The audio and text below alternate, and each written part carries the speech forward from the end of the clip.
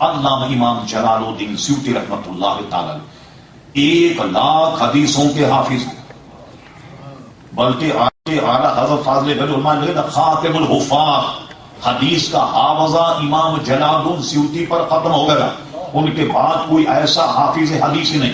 اور حافظ حدیث ہمارے یہاں علماء کی اصطلاح اسے کہتے ہیں کہ 1,00,000 حدیثیں سند کے ساتھ ان کو یاد تھی امام سیوطی کو، کون سی ضعیف ہے، کون سی صحیح، کون سی حسن ہے، راوی کون کون ہے، اسماء و رجال پر مکمل علم۔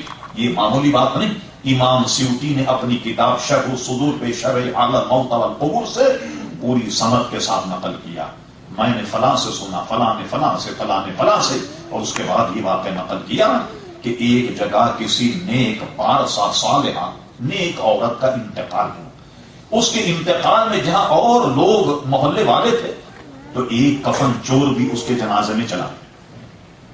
کفن چور جب جنازے میں گیا، اس نے کائے کے لیے جنازہ پڑھا، معمول کے مطابق قبرستان جائے، تدفین میں شریک ہو، اور تدفین کے بعد میں کوئی نشانی گانٹھ لے کے یہاں دفن کیا گیا، رات میں آ کر کے کفن چرا، یہ سب اس نے پروگرام بنا لیا، کندھا بھی دیا میت کو، اور اس کے بعد گیا تدفین میں بھی شریک ہوا اور گھر چلا گیا۔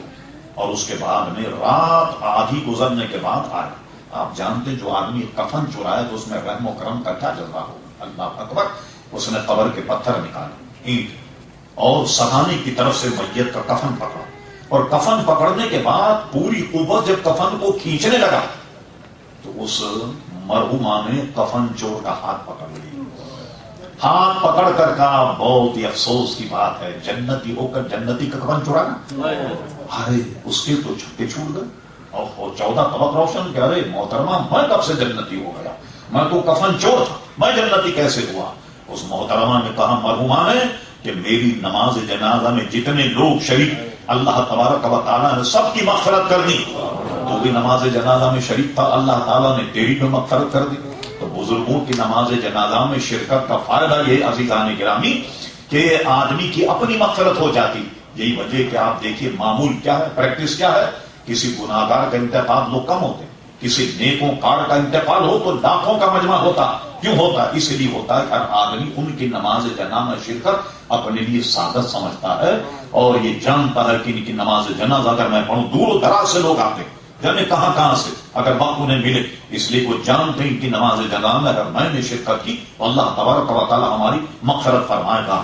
اب آپ نے مضمون سمجھ لیا کہ زندہ کوئی کام کرے تو میت کو فائدہ ہوتا ہے، اور وہ میت وہ کوئی بزرگ ہوں یا کوئی ہوں تو وہ جو نماز جنازہ پڑھے ان کو فائدہ ہوتا ہے، یا جو اوپر زندہ لوگ ہیں ان کو بھی فائدہ۔ اور اس کی حدیثیں کئی ہمارے یہاں سے حاصل کام ہر جگہ آپ کو ملے گی۔ مثلا کسی نے کہا حضور میری اماں کا انتقال ہو گیا، کیا میں اس کی طرف سے حج کر لوں، قبول ہو جائے؟ فرما حج کر لوں، قبول ہو جائے گا۔ اس لیے ہمارے یہاں فقہ میں ایک پورا چیپٹر ہے حج بدل کا۔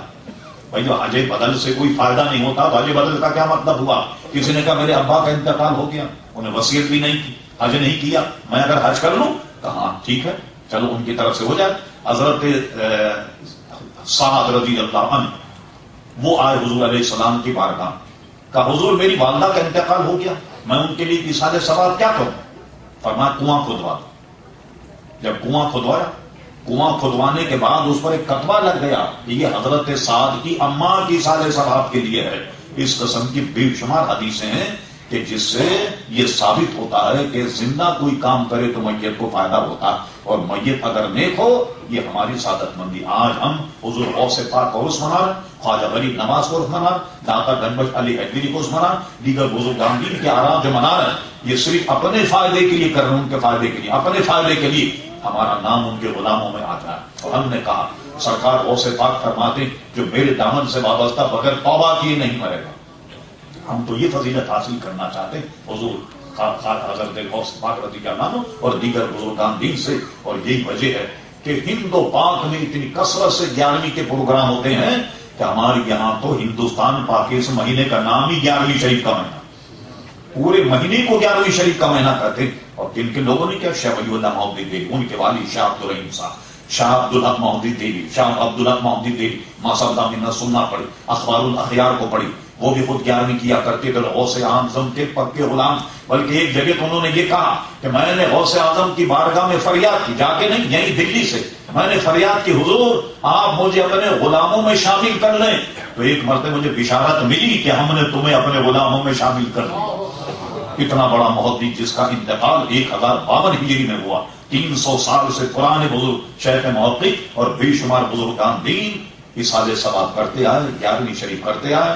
سو وہی عزیزان محترم برکتیں اور وہی ثمرات آج ہم لوٹنے کے لیے جمع ہوئے. اللہ تبارک و تعالی سرکار غوث اعظم رضی اللہ عنہ اور دیگر بزرگان دین کے فیض سے اور ان کے کرم سے ہم سب کو متمتع فرمائے. وما علینا الا البلاغ.